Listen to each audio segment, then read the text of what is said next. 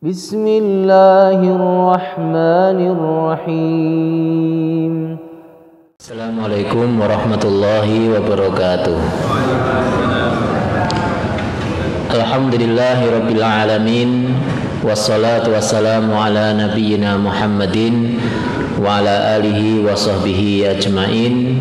Asyhadu an la ilaha illallah wahdahu la syarikalah wa asyhadu anna Muhammadan abduhu wa rasuluh. Jamaah rahimakumullah, puji syukur kita panjatkan kehadirat Allah yang memberikan kita anugerah terindah di dalam hidup kita, yaitu nikmat iman, nikmat Islam, sehingga kita pada petang hari ini bisa menunaikan ibadah kita, yaitu sholat maghrib berjamaah. Salawat dan salam semoga tercurah kepada Nabiullah Muhammad sallallahu alaihi wasallam dan kepada seluruh keluarga beliau, kepada para sahabat, tabi'in, tabi'ut tabi'in, serta umat beliau hingga akhir zaman. Bapak Ibu dan kawan-kawan semuanya, kita lanjutkan kembali kajian kitab Safinatun Najah. Dan kemarin sudah kita baca dan kita jelaskan terkait dengan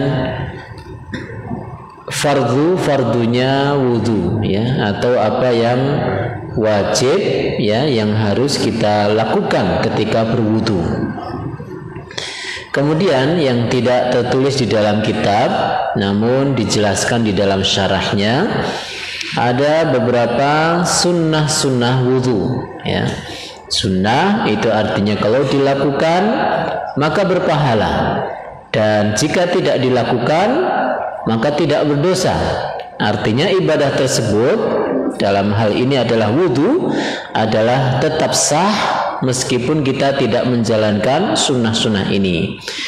Namun ibadah apapun Bapak Ibu dan kawan-kawan yang dimuliakan Allah, itu kalau bisa sebisa mungkin, ya, kita mencocoki apa yang diajarkan oleh Rasulullah Sallallahu Alaihi Wasallam.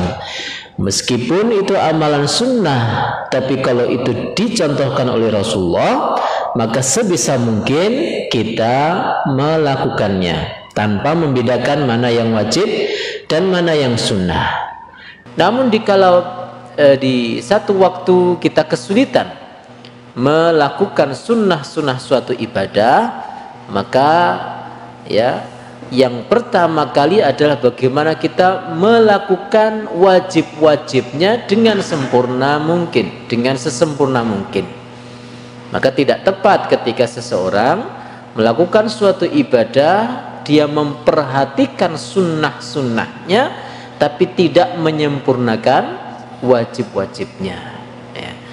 Dalam masalah wudu kita sudah sampaikan mana yang wajib yang harus kita lakukan ketika berwudu. Maka berikut ini akan kita sampaikan beberapa sunnah-sunnah berwudu. Dan ini sangat banyak sekali, ya, jumlahnya sangat banyak sekali. Hanya beberapa yang kita sampaikan. Yang pertama adalah siwak, ya, bersiwak. Bersiwak itu adalah sunnah yang banyak ditinggalkan oleh beberapa dari kita dan kaum muslimin, ya, ketika berwudu dan juga mau melaksanakan sholat. Bersiwak kita tahu, ya, bersiwak dalam membersihkan mulut kita dengan kayu jenis tertentu, namanya kayu arak, ya, di Mekah sana atau di Madinah sana. Namun kalau di tempat kita pergunakan apa yang sudah umum di tempat kita, yaitu memakai sikat gigi dengan odol. Itu sebuah sunnah, ya. Jadi kita sholat, ya, mulut kita harum, kan gitu kan? Kita mau tidur, mulut kita harum, bangun juga demikian, ya. Karena memang seorang muslim itu identiknya adalah harus dalam keadaan suci, bersih dan rapi. Sunnah yang lain adalah membasuh kedua telapak tangan sampai kau'an. Kau'an ini adalah benda yang menonjol di pergelangan tangan.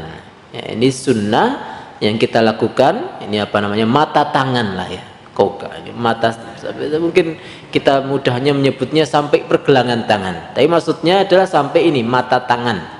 Ini sunnah dilakukan sebelum kita memulai wudhu. Dan ini kita ingatkan Bapak Ibu, ghuslul kafain, membasuh telapak tangan, ini harus kita niatkan melakukan sunnah wudhu. Saya sampaikan di sana, ya ini saya tidak mengapa ya, saya sampaikan di tempat wudhu sana ada sabun itu kalau nggak salah ya, sabun itu di situ. Nah, ketika jenengan berwudhu memakai sabun, nah ini jenengan harus meluruskan niat. Kalau kan kadang ada orang mau berwudhu dia pakai sabun, kemudian ini tidak punya pahala.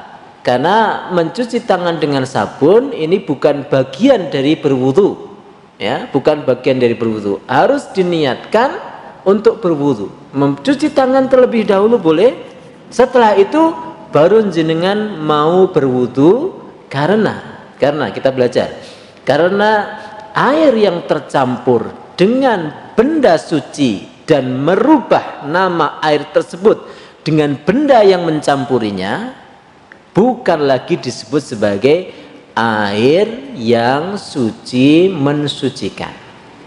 Saya ulang lagi, mungkin kalimat agaknya, suatu air yang dicampur dengan benda suci saya sebut adalah sabun, ya, maka air tersebut akan berubah menjadi air sabun.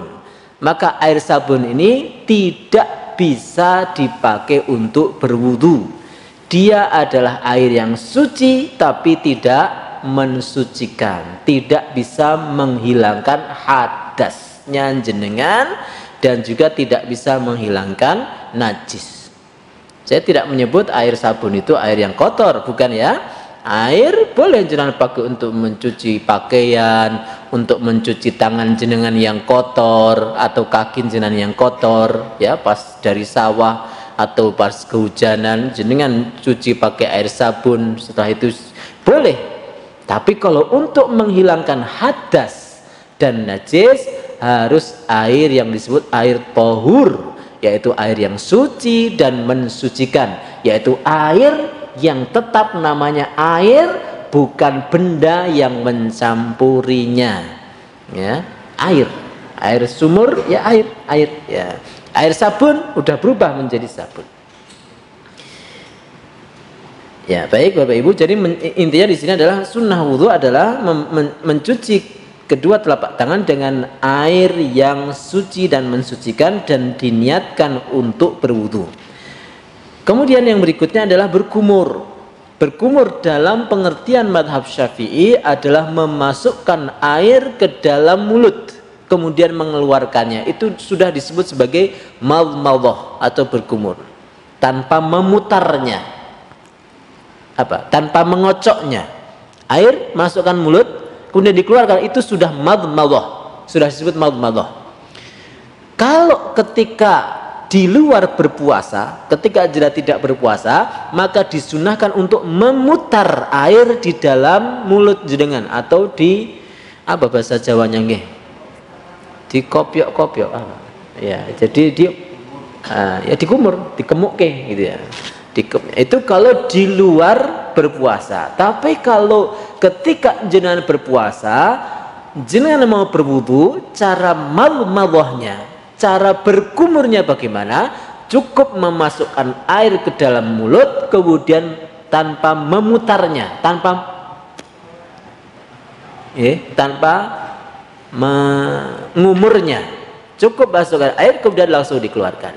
Karena kalau ketika kita berpuasa kemudian kita berkumur, airnya kita putar di dalam mulut kita dan kemudian ada air yang masuk ke dalam tenggorokan kita, sengaja atau tidak sengaja, maka puasa kita batal. Karena Rasulullah SWT sudah berfirman, wa baligh fil istinsyaki illa an takuna shaiman, dan bersungguh-sungguhlah kalian berkumur. Maksudnya bersungguh-sungguh itu lekemu tenanan, maksudnya adalah memutar air di dalam mulut kecuali kamu dalam keadaan berpuasa. Artinya pemahaman kebalikannya, kalau kamu puasa kok tetap memutar air di dalam mulut dengan sungguh-sungguh, kemudian ada air yang masuk ke dalam tenggorokan, maka batalah puasamu. Ini demikian.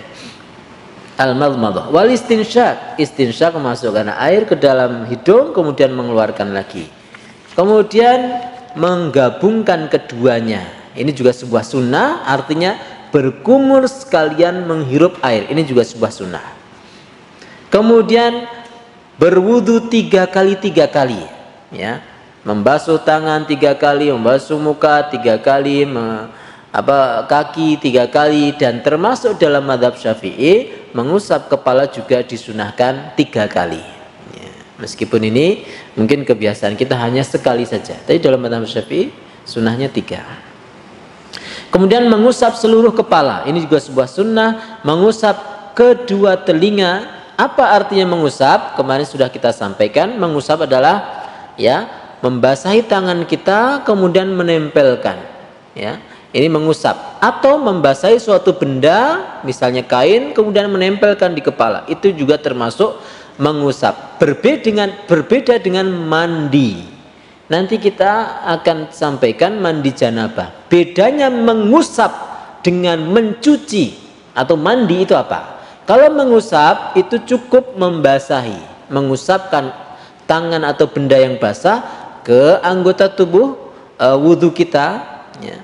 Tapi kalau mencuci atau mandi adalah mengalirkan air. Artinya mandi janabah itu tidak cukup jenengan membasahi kain kemudian ngelap, karena itu baru namanya apa? Mengusap. Tapi kalau mandi janabah adalah mengalirkan air. Kalau dingin boleh dihangatkan airnya, ya. Kalau sakit hanya bisa mengusap, maka nanti bisa mengulang mandi saat dia sudah sehat. Bapak Ibu rahimakumullah. Kemudian sunnah yang berikutnya adalah mengusap telinga sampai lekukan telinga. Dalam mazhab Syafi'i, ya, ini dalam mengusap telinga itu ada namanya, ya, tambahan al-istidhar. Al-istidhar itu membasahi tangan kemudian seperti ini. Bukan, kalau ini namanya mengusap telinga itu seperti ini. Ini mengusap telinga.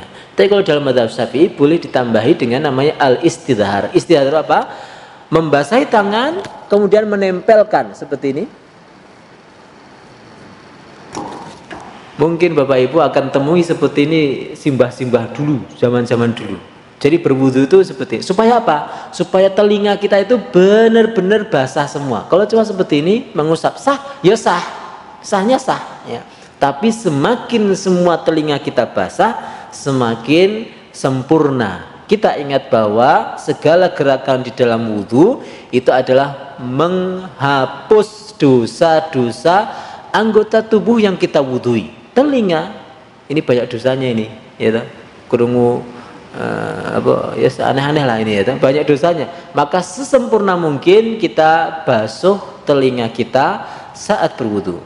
Kemudian Bapak Ibu yang rahmati Allah, sunnah wudu yang lain adalah menyela-nyela jari kedua tangan dan kaki. Saya kira ini jelas. Kemudian mualat, sunnah yang lain adalah berterusan.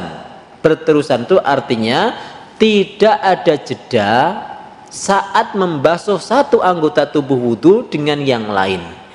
Dalam mazhab Syafi'i, berterusan itu hanya sebuah sunnah, bukan wajib. Artinya kalau bisa mulai dari niat sampai selesai membasuh kaki itu dalam satu waktu dan tidak terjeda dengan kegiatan yang lain. Tapi seandainya terjeda, maka seseorang itu tetap sah wudunya.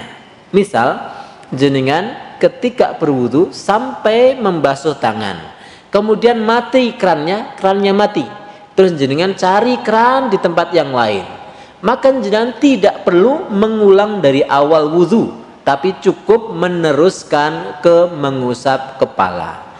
Kalau mengulang tentu lebih baik karena nanti muwalat atau berterusan atau satu paket wudhu dalam satu waktu.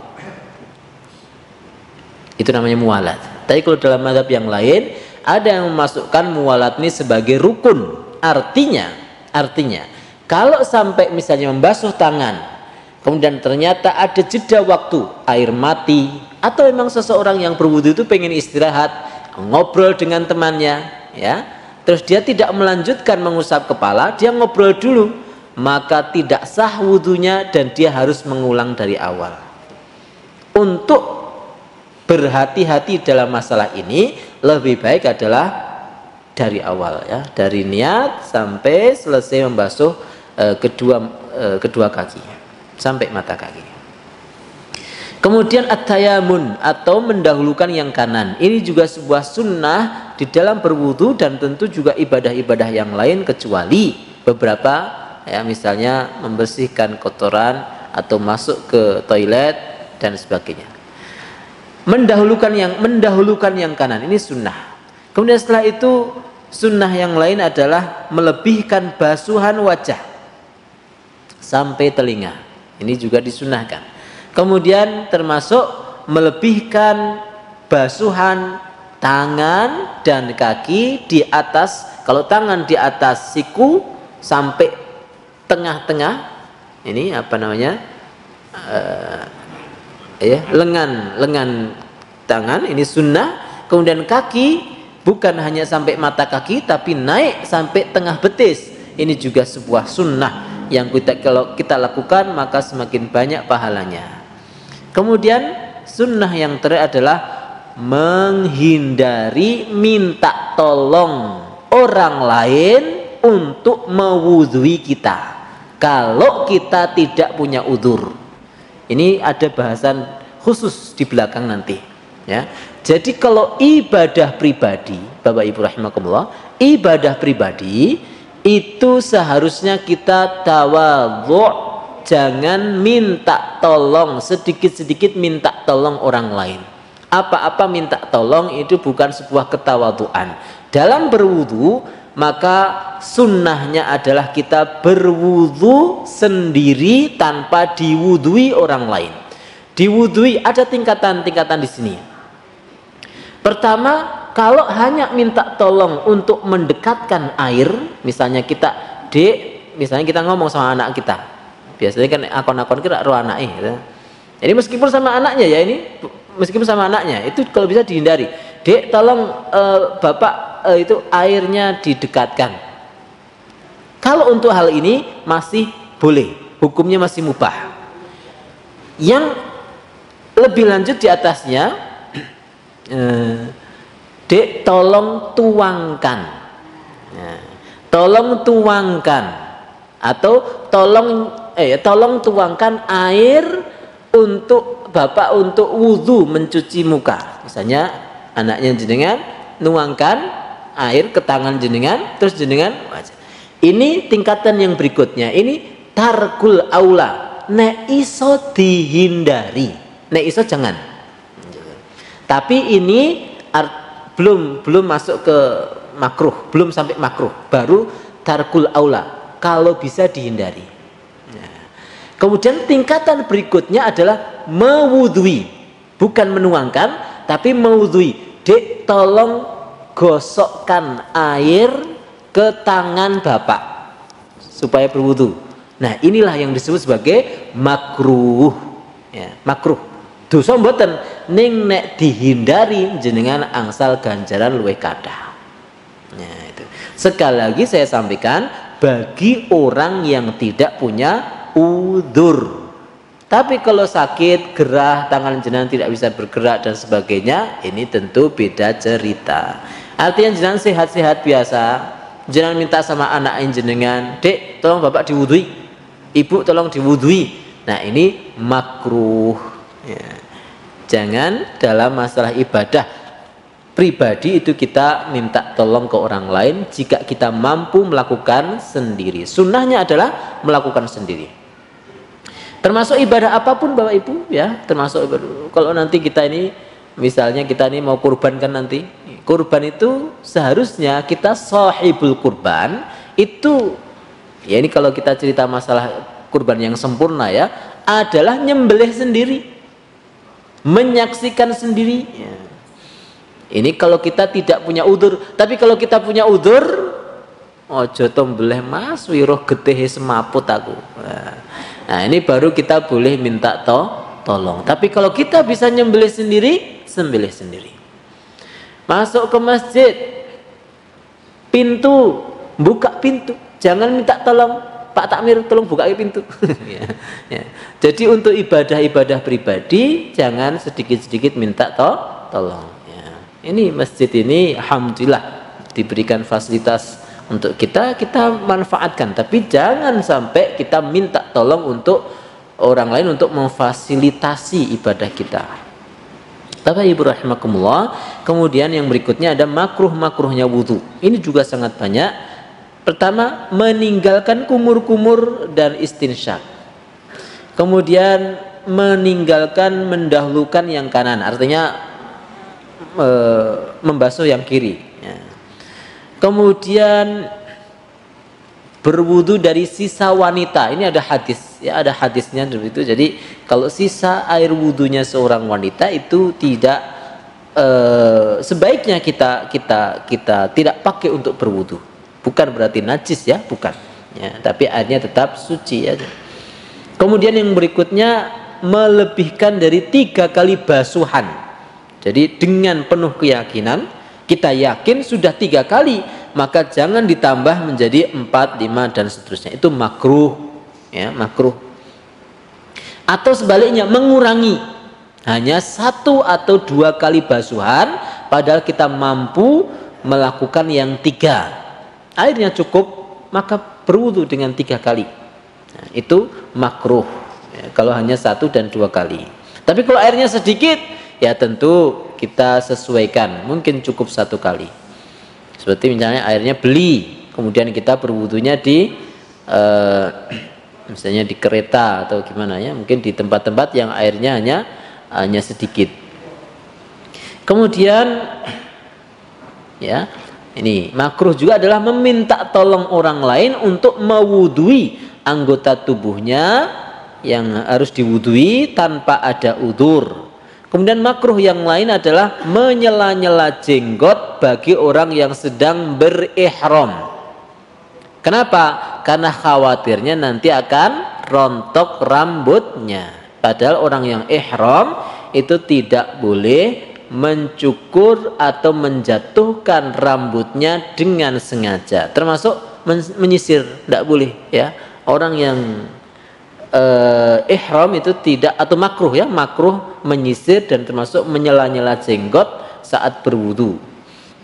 Tapi kalau di luar ihram kita seperti saat ini, maka tentu menjadi sunnah bagi yang punya jenggot ya.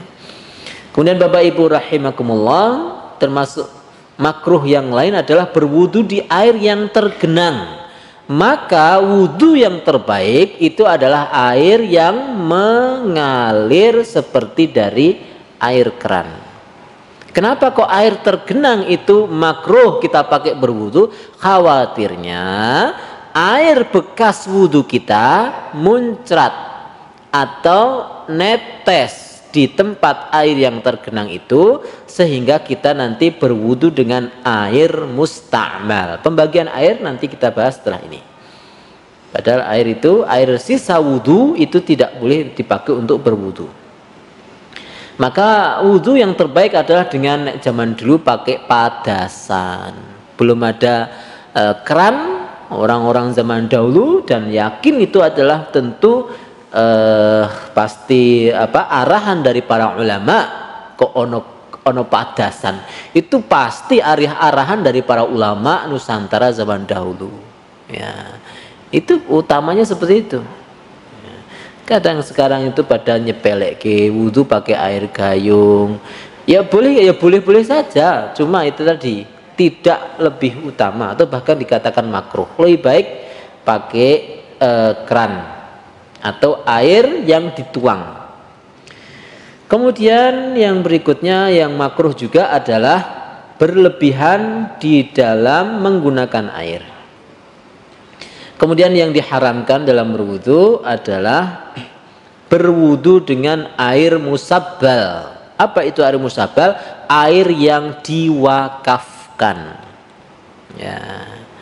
Air yang diwakafkan dalam arti air yang diwakafkan untuk air minum penduduk itu ya diharamkan dipakai untuk berwudu. Cuma kalau di sini mungkin tidak ada ya orang wakaf air untuk minum, itu jarang kalau di sini. Tapi kalau di luar negeri sana, apalagi di Jazirah Arab, di tempat yang sulit air, ya, di mana air itu hanya terbatas dan ada orang wakaf. Dia mengatakan, saya wakafkan sumur saya ini untuk minum penduduk tempat sini. Wakafnya untuk air minum.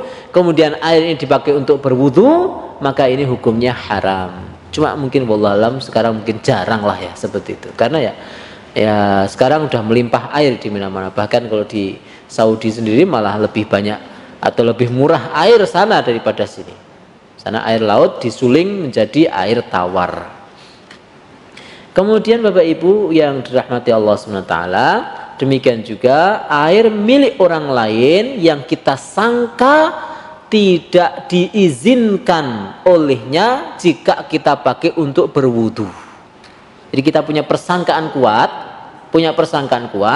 kalau airnya orang lain itu kita pakai wudu, dan kalau dia tahu nanti tidak diizinkan, maka tidak boleh kita berwudu. Makruh ya Bapak Ibu. Baik Bapak Ibu, ini pembahasan syarah di dalam Nailur Roja dan tidak tersebut di dalam kitab Safinah. Ini penjelasannya aja.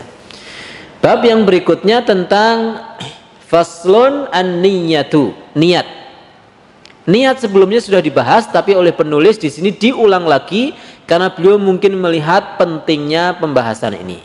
An-niyatu qasdu syai'i muqtarinan bi fi'lihi. Yang disebut niat adalah memaksudkan sesuatu yang terhubung dengan perbuatannya. Artinya dulu sudah kita sampaikan perbedaan dengan tekad atau azam. Kalau azam atau tekad itu ada jeda waktu dengan perbuatannya. Tapi kalau niat itu terhubung langsung dengan perbuatan tersebut. Kita misalnya mencuci tangan, kita menghadirkan niat untuk berwudu, maka mencuci tangan dan seterusnya kita akan mendapatkan pahala. Tapi kalau kita hanya mencuci tangan saja tanpa menghadirkan niat, meskipun yang kita cuci adalah tangan, kemudian wajah, kemudian tangan lagi, kemudian kepala dan seterusnya, maka kita tidak mendapatkan pahala. Innamal a'malu bin niat. Wa mahalluha, dan tempatnya niat al-qalbu, hati. Ya. Jadi niat itu ada di dalam hati. Wa talaffudzu biha sunnatun. Melafatkan niat itu sunnah. Dijelaskan di sini kenapa disebut sunnah, liyusa'idal lisanul qalba, supaya lisan ini membantu hati dalam mengkonsentrasikan niatnya. Jadi niat itu tetap di dalam hati, tapi kalau hati tidak bisa atau masih belum konsentrasi dalam meniatkan ibadah tersebut, maka dibantu dengan lisannya dengan mengatakan, ya saya niat berwudu untuk menghilangkan hadas kecil misalnya seperti itu. Jadi bukan lisannya yang niat ya, tapi lisannya itu membantu niatnya hati. Tapi kalau hatinya sudah bisa niat dengan sendirinya, maka tentu tidak perlu seseorang melafadzkan niatnya. Jadi jangan dalam hal ini kita menuduh orang yang melafadzkan niat itu melakukan perbuatan bid'ah. Karena para jumhur ulama madhab al-madhahib, para a'immatul madhahib itu semua sepakat dari Hanafiyah, Malikiyah, Syafi'iyah dan Hanabilah, 4 mazhab yang terbesar sepanjang sejarah sampai akhir zaman nanti, itu melakukan kesepakatan bahwa melafadzkan niat adalah sunnah. Dalam berwudu bagaimana melafadzkan niatnya? Niat dalam berwudu adalah menghilangkan hadas kecil. Dalam bahasa apapun bebas. Atau saya niat wudu, itu juga sudah sah. Atau saya niat bersuci untuk melakukan sholat, ini juga sudah sah niat itu. Nanti ada beberapa kejadian seseorang yang dia berwudu tapi niatnya tidak bisa menghilangkan hadas besar. Siapa? Yaitu orang yang dulu kita sebut daimul hadas, yaitu orang yang senantiasa berhadas padahal dia harus berwudu dan melaksanakan sholat. Daimul hadas, orang yang kentut terus atau orang yang kencing terus, orang yang beser terus. Dia berkewajiban sholat enggak? Berkewajiban. Dia berwudu enggak? Wajib berwudu. Wudunya niatnya apa? Bukan mengangkat hadas, wong dia hadas terus. Gitu? Dia berhadas terus, enggak bisa hilang hadasnya karena disebut daimul hadas. Maka wudunya niatnya adalah niat supaya dibolehkan untuk sholat, atau kalau dalam bahasa Arabnya listibahatis sholat. Saya niat wudu supaya dibolehkan untuk sholat, atau sholat saya supaya sah, demikian. Tapi kalau kayak kita yang sehat-sehat, maka niat wudunya adalah nawaitul wudu'a li raf'il hadasil asghar. Saya niat wudu untuk menghilangkan hadas kecil. Bapak Ibu rahimakumullah. Kemudian yang berikutnya adalah waktu kita meniatkan ibadah wudu adalah min inda ghasri awwali juz'in minal wajhi, ketika membasuh wajah. Karena membasuh wajah itu adalah rukun pertama setelah niat. Jadi bukan saat membasuh tangan, tapi saat kita membasuh wajah kita meniatkan wudu kita, yaitu nawaitul wudu'a li raf'il hadasil asghar, atau saya niat wudu untuk menghilangkan hadas kecil. Kemudian yang berikutnya wat tertibu, dan tertib alla yuqaddamu adwun ala adwin, ya. Tertib atau urut, tidak mendahulukan anggota tubuh yang diwudui dari satu ke yang lain. Ini sudah kita kemarin sudah bahas, yaitu di dalam berwudu tidak boleh seseorang tidak mengurutkan, ya, urutan yang sudah dicontohkan oleh Rasulullah sallallahu alaihi wasallam. Wallahu a'lam bishawab. Sallallahu ala nabiyina Muhammadin wa ala alihi wa sahbihi ajmain. Assalamualaikum warahmatullahi wabarakatuh.